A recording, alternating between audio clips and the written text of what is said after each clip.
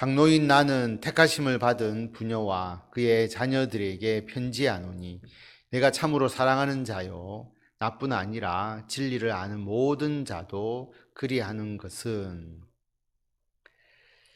우리 안에 거하여 영원히 우리와 함께할 진리로 말미암음이로다.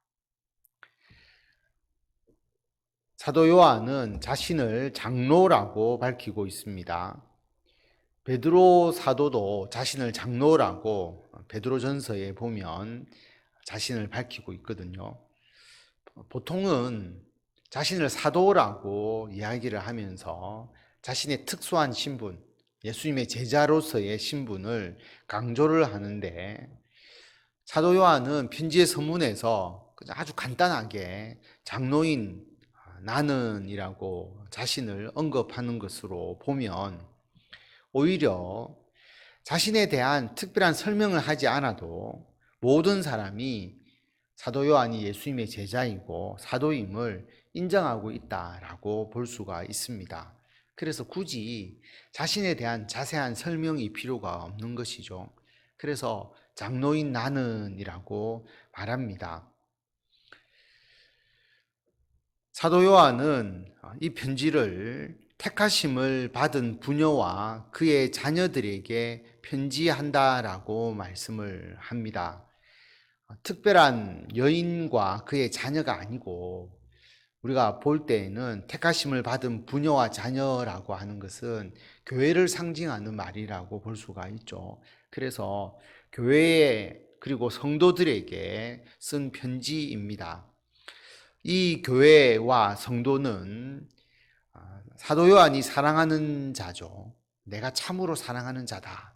그런데 사도 요한만 사랑하는 것이 아니라 진리를 아는 모든 자들도 그들을 사랑하고 있습니다. 다른 교회도 그 교회를, 그 성도를 사랑하고 있는 것이죠. 2절에 보면 우리 안에 거하여 영원히 우리와 함께할 진리로 말미암음 때문이다. 왜 사랑하느냐라고 물어보면 우리 안에 거하고 영원히 우리와 함께할 진리 때문에 사랑하는 것이다. 그렇지 않습니까? 우리가 예수님을 믿고 구원을 받았기 때문에 영원한 진리가 우리에게 있고 그렇기 때문에 우리는 서로 사랑할 수가 있습니다. 3절에 보면 은혜와 긍휼과 평강이 하나님 아버지와 아버지의 아들 예수 그리스도께로부터 진리와 사랑 가운데서 우리와 함께 있으리라. 편지를 쓸 때 앞부분에서 항상 축복하는 말을 하죠. 그 축복의 말씀을 편지에서 쓰고 있습니다. 은혜와 긍휼과 평강이 우리와 함께 있을 것이다. 4절에 보면 너희 자녀 중에 우리가 아버지께 받은 계명대로 진리를 행하는 자를 내가 보니 심히 기쁘도다. 진리를 행하지 않는 자녀들, 사람들도 분명히 있었지 않았겠습니까? 이단의 거짓 교리를 따르는 자들도 있었을 것입니다. 그런데 이 편지를 쓰는 이 대상은 거기에 현혹되지 않았고 사도들이 가르쳐 준 하나님의 계명대로 진리를 끝까지 행하였습니다. 그러니까 사도 요한이 그들을 생각하면 기쁠 수밖에 없는 것이죠. 사도 요한만 기뻐했겠습니까? 하나님께서 믿음을 지키고 진리를 따르는 이 교회와 성도를 하나님께서 기뻐하셨다라고 하는 것을 알 수가 있습니다. 부녀여 내가 이제 내게 구하노니 서로 사랑하자. 이는 새 계명같이 내게 쓰는 것이 아니요 처음부터 우리가 가진 것이라. 부녀가 특정한 사람을 가리키는 게 아니고 교회와 성도를 가리킨다고 말씀을 드렸죠. 그러므로 교회 안에서 우리가 서로 사랑해야 하는데 이 사랑은 새로운 계명이 아니다라고 하는 것이죠.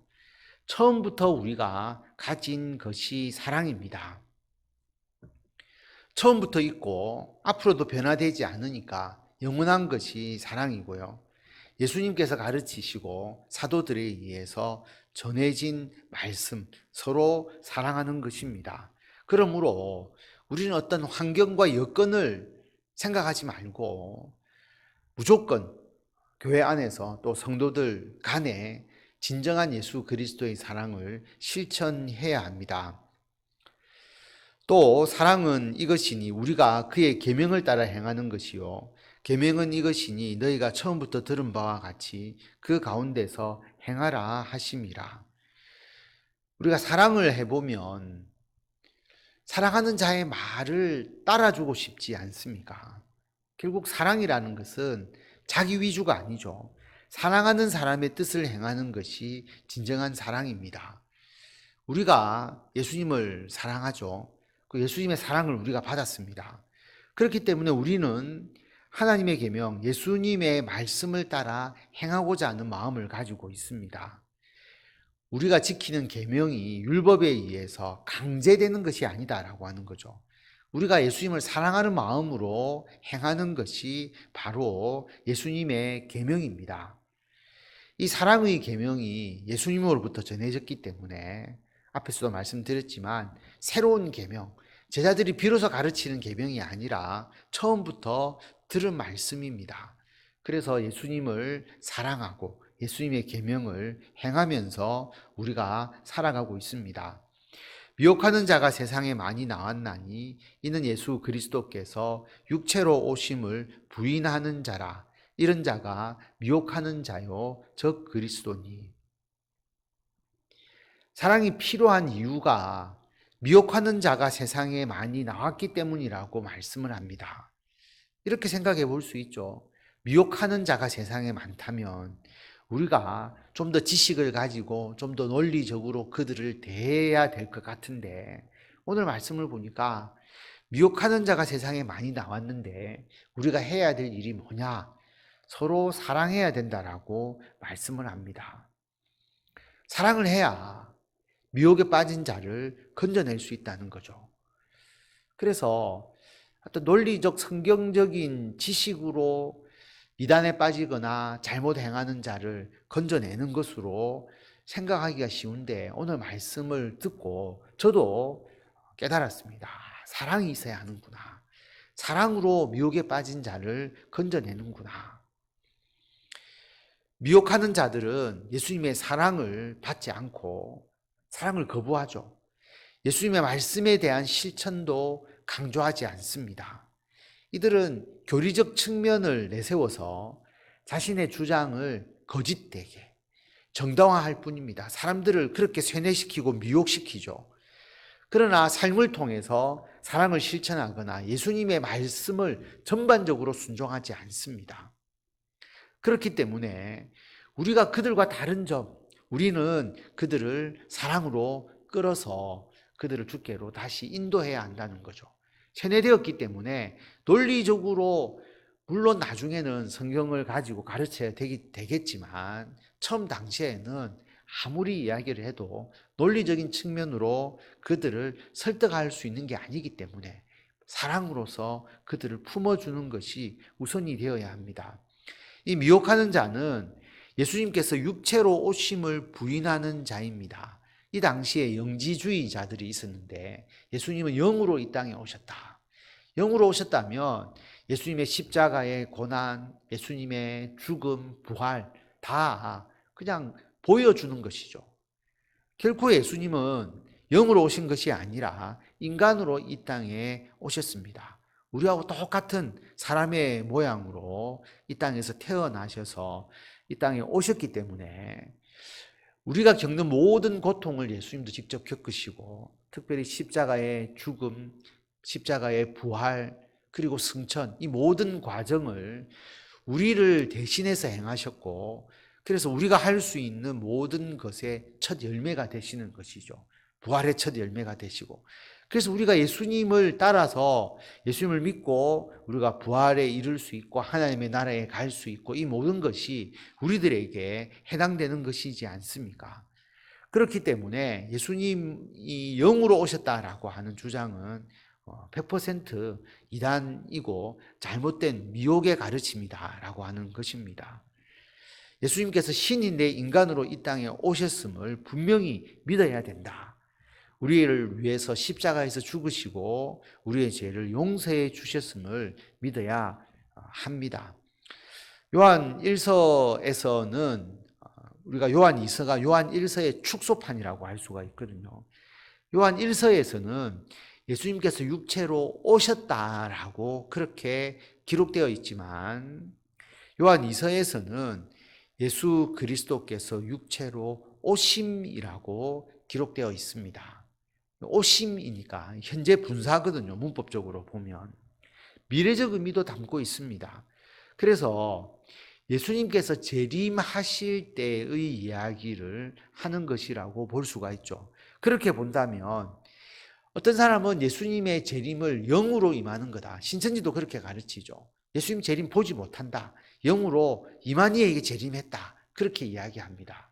사람들이 거기에 넘어가는 것은 이만희가 중요한 것이 아니라 예수님의 재림이 영으로 임한다는 것에 넘어갔기 때문이죠. 보이지 않게 재림한다. 그런데 성경은 분명히 말합니다. 예수 그리스도께서 육체로 오신다. 인간으로 태어난다는 의미가 아니라 예수님의 오심은 우리들의 눈에 보이고 예수님께서 어떤 이 육체, 신체를 가지시고 이 땅에 오시는 것이지 영으로 보이지 않게 임하는 것이 아니다. 예수 그리스도께서 육체로 오신다.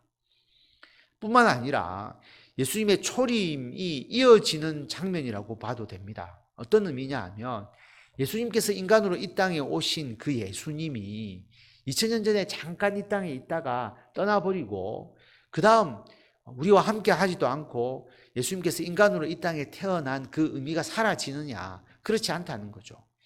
인간으로 이 땅에 오셔서 우리를 구원하신 예수님은 2000년 전부터 지금까지 한 번도 변함없이 그 예수 그대로라고 하는 그 의미, 지금도 예수님께서 인간으로 이 땅에 오신 것과 같은 그 의미를 가지고 있다는 것을 여기서 말하고 있습니다.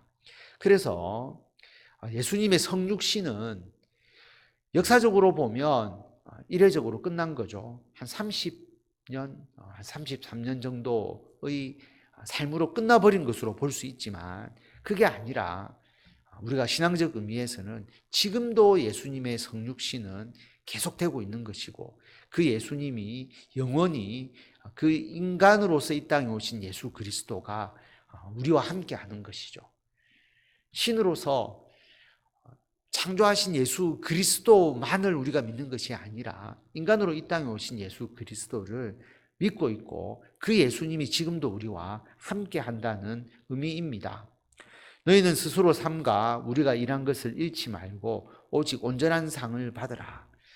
우리가 믿음을 지키고 우리가 예수 그리스도를 구주로 끝까지 섬기고 봉사할 때 그러면 사도들이 그들에게 복음을 전하고 그들을 신앙으로 양육했잖아요. 그러니까 사도들이 일한 것이 잃지 않게 되는 거죠. 여러분이 교회를 섬기고 성도들과 교제하면서 신앙으로 이끌어 주었는데 어떤 사람이 실족해 버린다면 우리가 일한 것이 다 사라져 버리는 것과 같지 않습니까? 그래서 그 교회 성도들이 스스로 자신을 살펴서 사도들이 일한 것을 잃어버리지 않게 하고 그들도 온전한 상을 받는 것, 영생이죠. 주님께 생명의 멸류관, 영생을 받아 누리라라고 말씀을 합니다. 지나쳐 그리스도의 교훈 안에 거하지 아니하는 자는 다 하나님을 모시지 못하되 교훈 안에 거하는 그 사람은 아버지와 아들을 모시느니라. 예수님의 말씀 안에 거하면 하나님과 예수님과 생생한 교제를 이룬다. 모신다는 것은 영적인 교제를 의미하는 것이죠. 그래서 하나님과 예수님과 늘 삶을 함께 하게 됩니다.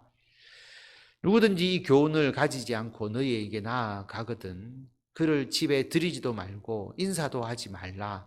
그에게 인사하는 자는 그 악한 일에 참여하는 자임이라.